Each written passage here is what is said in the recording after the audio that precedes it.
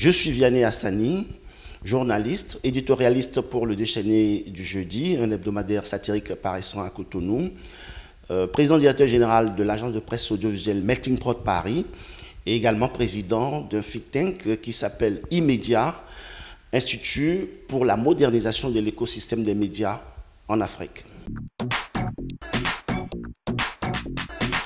L'écosystème des médias au Bénin a une caractéristique essentielle pour moi, c'est qu'il s'agit d'un secteur informel.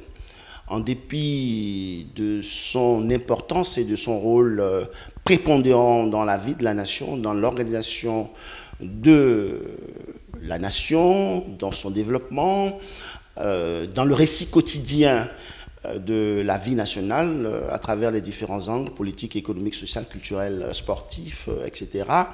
L'écosystème des médias reste informel parce qu'il est très peu structuré. Il ne fonctionne pas à travers un vrai professionnalisme et à travers les piliers qui doivent constituer l'essentiel ou qui constituent les standards internationaux de l'évolution normale d'un secteur médiatique dans le monde. Et voilà, et donc si vous voulez, je peux dire un mot sur ces trois piliers qui doivent constituer vraiment l'avenir de la profession, on pourra y revenir. Ces trois piliers qui ne sont pas dans le réel de fonctionnement du secteur des médias en Afrique aujourd'hui, c'est tout d'abord l'excellence, d'accord, c'est-à-dire que l'exercice de la profession depuis le recrutement jusqu'à la mise en œuvre donc, du métier auprès de chaque acteur et jusqu'à la sortie de ce métier doit s'exercer avec beaucoup de rigueur, beaucoup de talent, beaucoup de qualité. Donc c'est le critère de l'excellence, c'est le pilier de l'excellence. Le deuxième pilier, c'est ce que j'appelle l'indépendance économique et éditoriale de l'entreprise de presse, c'est-à-dire que une structure qui se veut une entreprise de presse doit avoir les moyens de fonctionner régulièrement, avec puissance, d'accord. Et puis le troisième pilier, c'est l'épanouissement économique et social des acteurs des médias, que ce soit les journalistes ou que ce soit les techniciens. Voilà donc les trois piliers qui sont absents du fonctionnement de l'écosystème des médias au Bénin. Bien sûr, à quelques nuances près, hein, il ne faut pas voir les choses aussi avec un extrémisme. Et donc, ces trois piliers qui sont absents et qui font que j'estime que nous sommes dans un secteur informel. Pour moi, l'état des lieux du secteur des médias au Bénin aujourd'hui, et depuis toujours d'ailleurs, hein, c'est que c'est caractérisé par une espèce de nature informelle. Et c'est pourquoi c'est important que nous puissions remédier à cette situation. Personnellement, si aujourd'hui je prends la parole pour donner mon opinion et contribuer de façon structurante à la mise en œuvre d'un nouvel écosystème au Bénin, c'est parce que je fais partie des fondateurs de ces fêtières-là au Bénin. En 1993, j'ai été le premier secrétaire général du premier bureau de l'Union des journalistes de la presse privée du Bénin. Donc, je suis membre fondateur et premier secrétaire général de l'Union des journalistes de la presse privée du Bénin, UJPB, qui est l'ancêtre de l'UPMB, qui a été créé ensuite avec la fusion de l'UJPB et de l'Association des journalistes du Bénin, AJB, qui regroupait les confrères de la presse publique.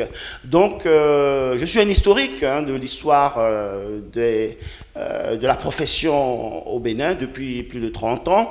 Et donc, j'ai vu naître ces structures. Nous avons négocié les premières...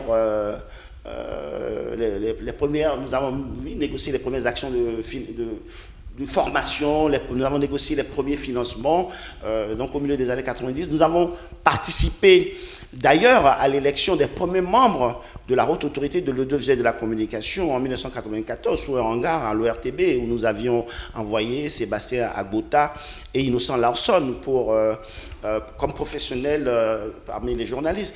Donc c'est à ce titre d'ailleurs de connaissance de l'histoire des médias au Bénin que je prends la parole aujourd'hui à travers un parcours pour pouvoir proposer des solutions. Et donc les fêtières Elles font ce qu'elles peuvent dans un environnement qui est compliqué, qui reste informel. Il faut pratiquement opérer une révolution pour que les choses changent. Je parle d'une révolution dans le sens positif du terme, pas dans un sens communiste, si vous voulez. C'est ce que j'appelle des réformes, une restructuration de l'écosystème. Il faut rebâtir un modèle, une architecture juridique nouvelle, un arsenal juridique nouveau, un arsenal aussi dans un sens positif de l'expression, pour parvenir à un nouvel environnement basé sur les 3 piliers dont je parle. Et j'estime qu'à partir du moment où, depuis quelques années, nous sommes dans un contexte politique, donc avec un régime qui se veut réformateur, avec des résultats concrets, ce régime ne pourra pas aboutir au plein accomplissement de ces réformes, de ces résultats, si on ne parvient pas aussi à une réforme dans le secteur des médias, parce qu'il faut des professionnels pour faire le récit authentique et légitime de l'histoire du pays, de l'évolution du pays, de son futur et des autres réformes qui se font dans le pays. Je dirais que c'est une bonne chose qu'il y ait la démonopolisation. C'est pareil pour le secteur des partis politiques, donc le pluralisme, voilà, total, ce qu'on appelle le pluralisme intégral. D'accord, c'est la même chose au niveau de la démonopolisation. C'est une des suites logiques de la démocratisation et donc de la conférence nationale. Mais multipartisme intégral ou démonopolisation dans le secteur des médias ne veut pas dire on va dire la foire à tout vent, et donc le laisser aller dans le sens où les choses se passent vraiment sans professionnalisme et de manière informelle. Finalement, ça n'arrange personne parce que les pouvoirs publics critiquent donc les insuffisances du secteur des médias, et les acteurs aussi se plaignent de ne pas pouvoir jouir comme il le faut de l'exercice de leur métier, et notamment les meilleurs. Parce que finalement, tout le monde est, on peut dire, un peu mangé à la même sauce. Vous avez évoqué le secteur public, qui est effectivement un volet important de l'écosystème des médias. Moi, j'estime que même dans le secteur public, donc dans les médias qu'on considère comme étant du service public, donc dans les médias qui sont les médias d'État, où nous avons des confrères excellents qui se battent, où on peut dire avec plus ou moins d'objectivité que le professionnalisme y est un peu plus que dans une bonne partie du secteur privé. Il y a aussi du professionnalisme dans le secteur privé, mais on voit un peu plus de laisser aller, on voit un peu plus d'insuffisance dans le secteur privé.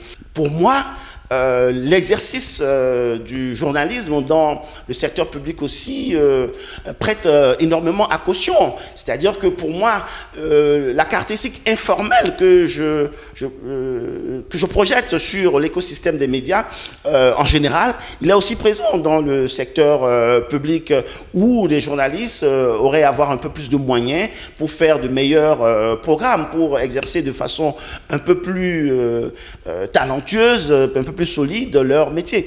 Donc voilà, c'est un environnement global qui a évolué avec la démonopolisation, mais où la démonopolisation finalement est un peu signe de, je dirais, de laisser aller, et où on n'a pas des médias puissants, on n'a pas des médias solides.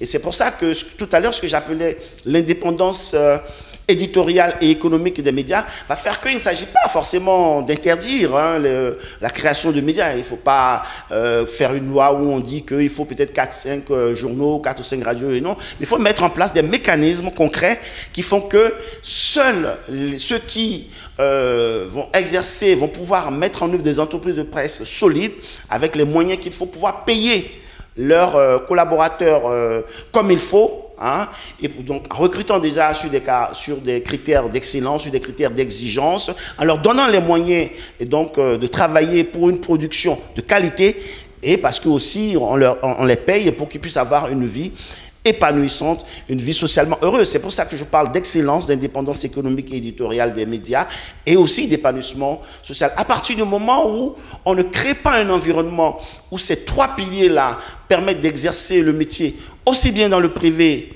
que dans le public de cette manière-là, on sera toujours dans un environnement informel.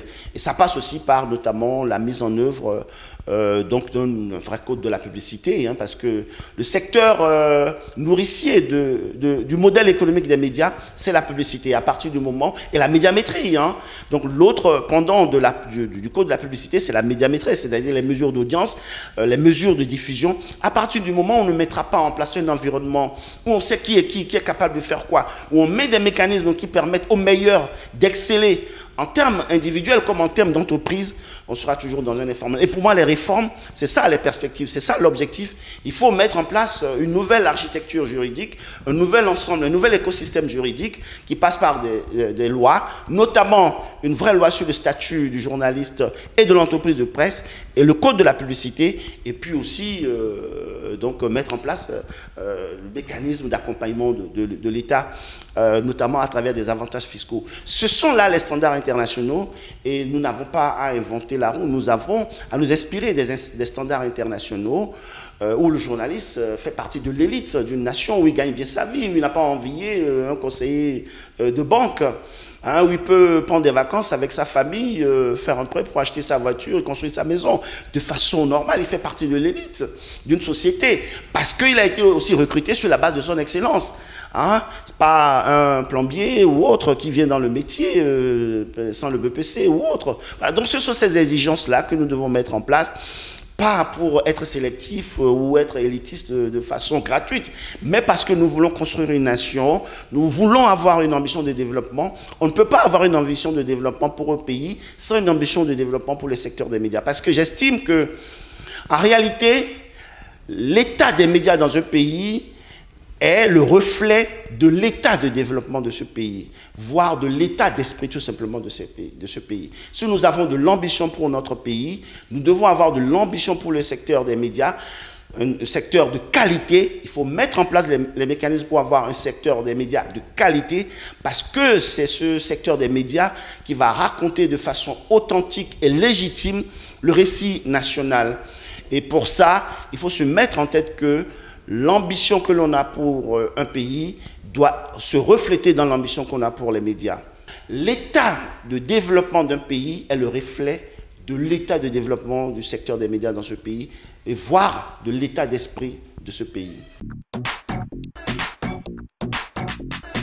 Alors, pour répondre à cette question, je vous dirais que moi-même, il y a 10-15 ans, je ne croyais plus trop à la possibilité même d'espérer des réformes dans l'écosystème des médias au Bénin.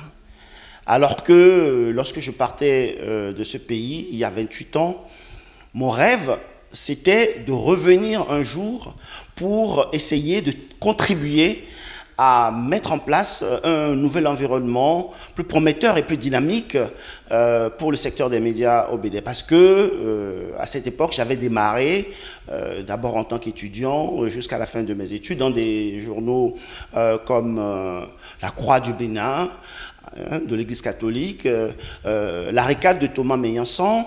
Et j'avais eu une opportunité à la fin de mes études d'aller faire, à la fin de mes études universitaires ici au Bénin, à l'université d'Abomey-Calavi, qui s'appelait l'Université nationale du Bénin à l'époque, des études de philosophie et de droit jusqu'en maîtrise. Ici, j'avais l'opportunité, lorsque j'étais parti en France, grâce à une bourse de l'Église catholique, de poursuivre des études de 3e cycle en droit pour entrer dans la diplomatie ou aller au barreau.